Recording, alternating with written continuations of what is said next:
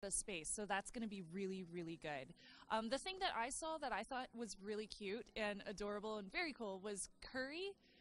Curry as in Curry, but it's spelled Kuri. It's the Curry home robot, and it's Alexa compatible, so it uses IFTTT integration, and it basically lets you do all sorts of things for your household. So a big thing about that, though, is if this, then that integration on that. What's it doing? So it can do anything from like playing music because it has Bluetooth, or it has speakers that are built in, not Bluetooth, but it does have speakers that are built in. It can also play podcasts just like Amazon Alexa can for you. It can also turn on lights or turn them off in your household whenever you talk to it. And something that's really cute is if you pet its head, it'll show emotions with its little eyes, little anime-inspired eyes. So it'll show emotions to you whenever you touch it, and it can move around your house, but it won't fall down the stairs because it has like the same kind of technology like that Roomba has, where if it sees or if it laser detects that there's a cliff coming, then it will back up and it'll turn around. So I thought that was pretty interesting. Cameras are available inside of the Curry, so you can check on your home while you're away, just in case. Like if you wanted to follow your cats or something, I assume you could do that. I was going to say, like, you're totally going to use that to chase your cats around the house. Dude, they would hate it. It will be awesome. It is going to cost $699, which I think is quite fair for a home robot that has so many compatibilities. Pre-orders are happening now, and they do take a $100 deposit to do a pre-order, and then the first robots are going to ship in holiday of 2017, so perfect timing for the holidays. So while we're talking about Amazon Alexa-related products, she is way over 7,000 skills now. Yeah, it was 5,400 in December, like, 2,000 or 3,000 this summer. Alexa is all over CES. Yeah, it's true. I'm actually a little worried about Google Home now because you see Alexa in everything at CES, and Google Home integration was only few and far between. I'm not that surprised about that because Google Home launched so late this year. I suspect we'll probably see a lot more Google Home next year, assuming Google doesn't kill it off. Not to say that Google kills off products that we love. But it was really funny. I mean, like, LG's smart InstaView refrigerator. That was actually, I thought that was pretty cool how it was integrated, but it could only do a few things with the Alexa capabilities. So it was like, it's cool that it works with their like home robot that is Alexa compatible, but it doesn't do that much. Just as Alexa voice control is coming to Hopper, Samsung's PowerBot VR 7000, which is a vacuum, will respond to voice commands. PowerBot, chase the cat! Doesn't Belkin Wemo, is that one of the other ones? Because they just announced a new Belkin Wemo as well, so that was going to be one of the other ones. Mini Smart Plug, yeah, I'm totally going to check that out too. I want to get a review unit in of that so that we can check it out because I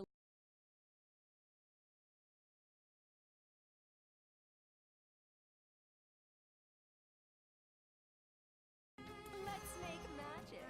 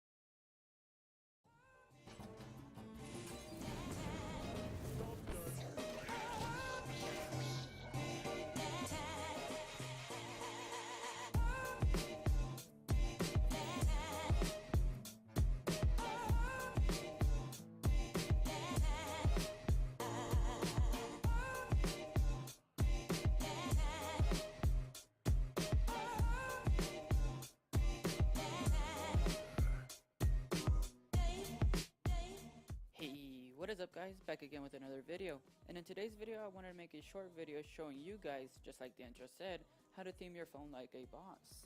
You are going to need three things for this to work. You are going to need the paid version of the KLWP live wallpaper, as well as the custom marker and the theme you're wanting to install. So without further ado, let's go ahead and hop right into this. So when you first launch the app, this is what you'll be greeted with. It should look something similar to this. Now on the top corner, you can go ahead and see you have here you can go ahead and adjust your settings accordingly. The first one being set as a wallpaper. Since it is a live wallpaper, you will need to set it as a wallpaper. So you can see here, we'll go ahead and tap load. Again, you do need the paid version because the paid version allows you to load certain themes from your SD card as well as themes you downloaded from the Play Store. Now here you can go ahead and see these are all the themes that are preloaded besides the ones that I have already downloaded. If you click the little arrow to your right, you can see here are all your themes that you downloaded as well as themes on your SD card. So you can easily transfer other themes onto your SD card. As you guys can see here, these are the 4 themes I decided to transfer to my SD card since they are my favorite themes. In order to set a theme, it's quite simple. You just go ahead and choose the one you want. For the sake of example, I'll choose this one. Let it load up. I'm getting this change right away. Once it has loaded, I'm just gonna go on and hit the save button. And since I haven't set it as my wallpaper, I'm gonna go ahead and set it now.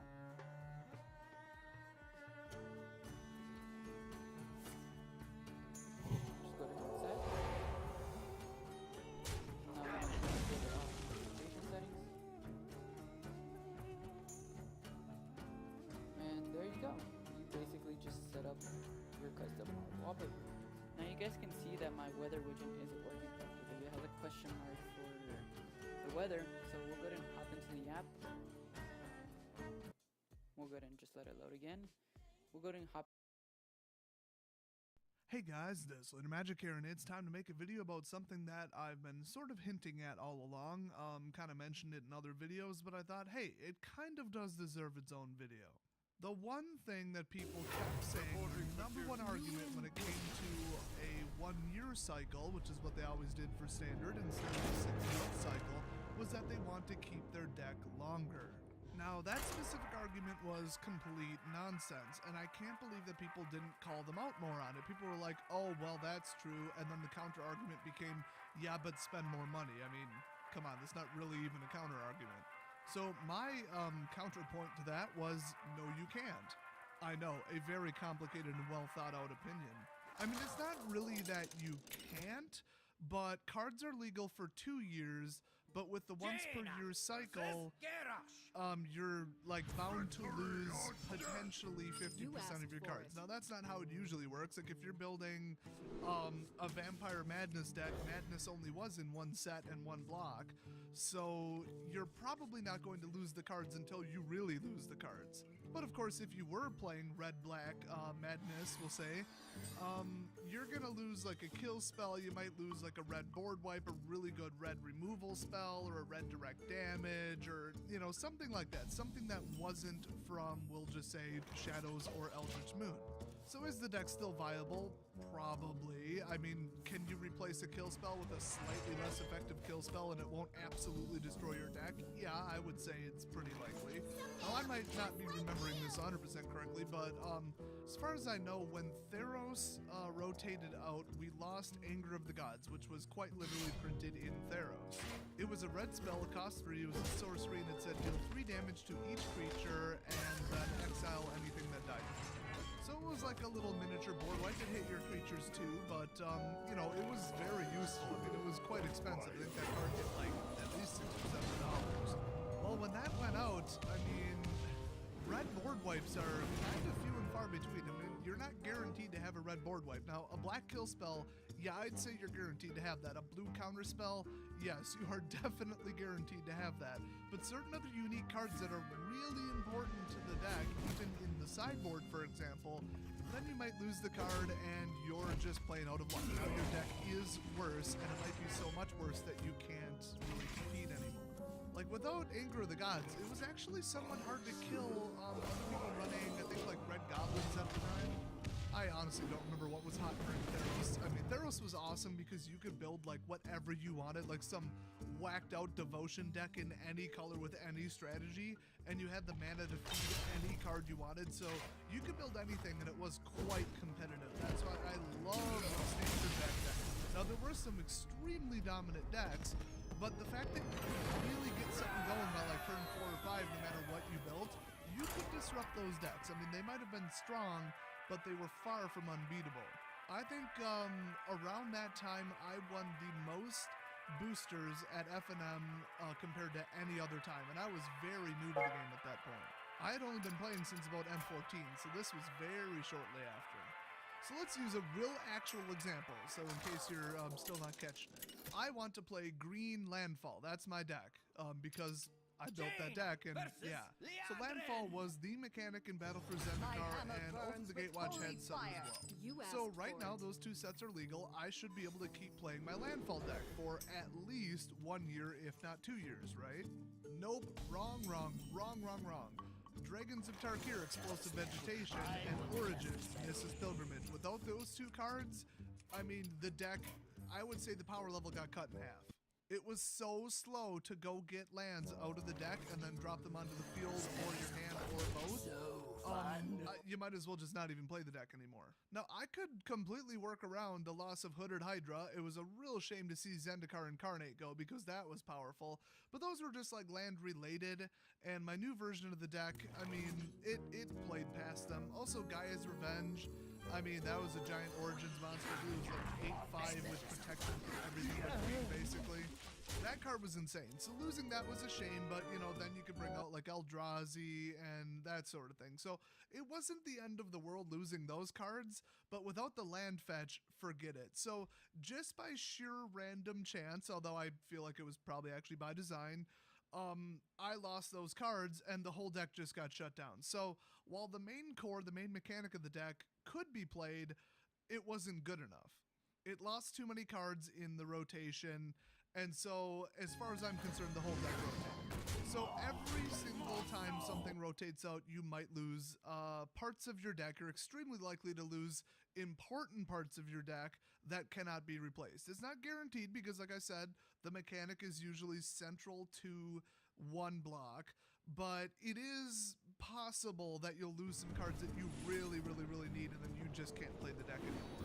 So, okay, instead of 2 years, you can keep a deck for 1 year. At least it's not 6 months, right? Well, there is some truth to that, but look at the state of Standard right now.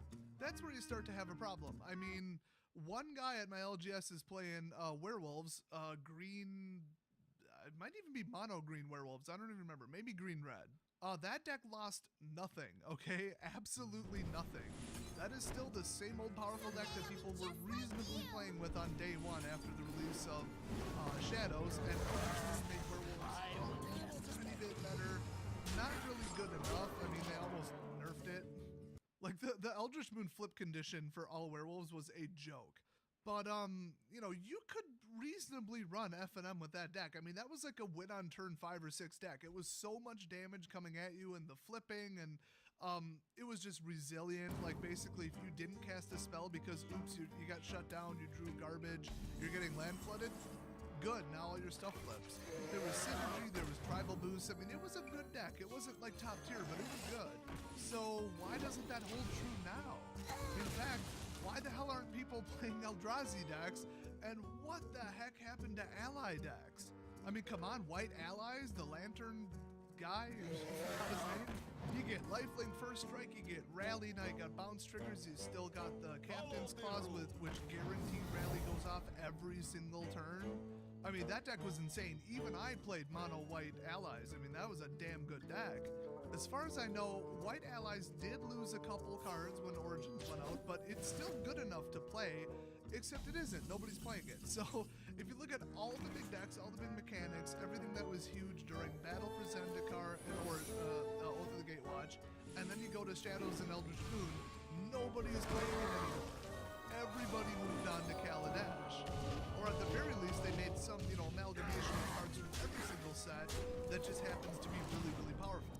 Well, there's two reasons that this happens. One is natural and one is on purpose. So the natural thing is there is a slightly larger card pool. You're not losing anything. So in the times that a new set comes out and nothing cycles out, you should be able to keep your deck, right? Because you are literally not losing anything.